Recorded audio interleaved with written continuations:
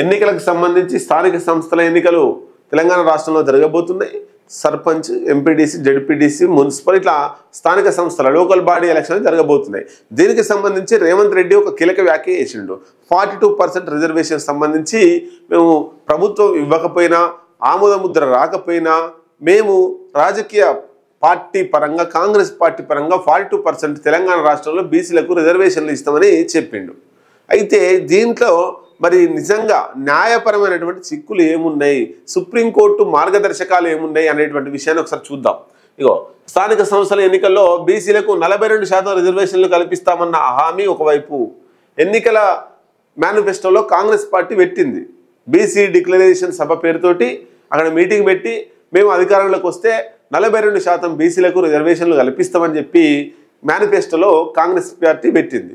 దానికి సంబంధించి అన్ని సామాజిక వర్గాలకు కలిపి 50% రిజర్వేషన్లు మించరాదు, అన్ని ఎస్సీ, ఎస్టీ, బీసీ, మహిళ అన్ని రిజర్వేషన్లు కలిపి 50% మించొద్దు అనేది సుప్రీం గైడ్లైన్స్ ఉంది.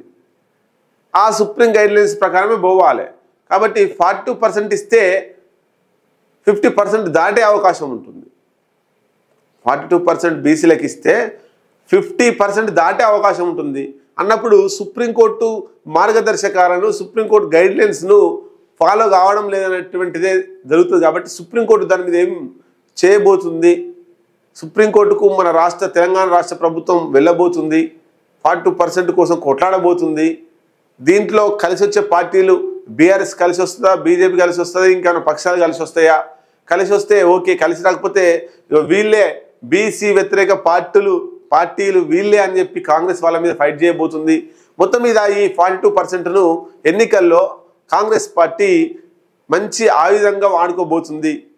ఈ 42% రిజర్వేషన్ బీజేపీకి, బీఆర్ఎస్కు చాలా నష్టం జరిగే సంఘటనలుగా మిగిలిపోయే అవకాశాలు కనబడుతున్నాయి.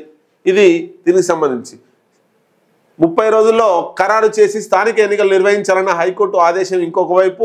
ఈ నేపథ్యంలో రిజర్వేషన్ల అంశాన్ని త్వరగా తేల్చే దిశగా సర్కారు కసరత్తు ప్రారంభించింది.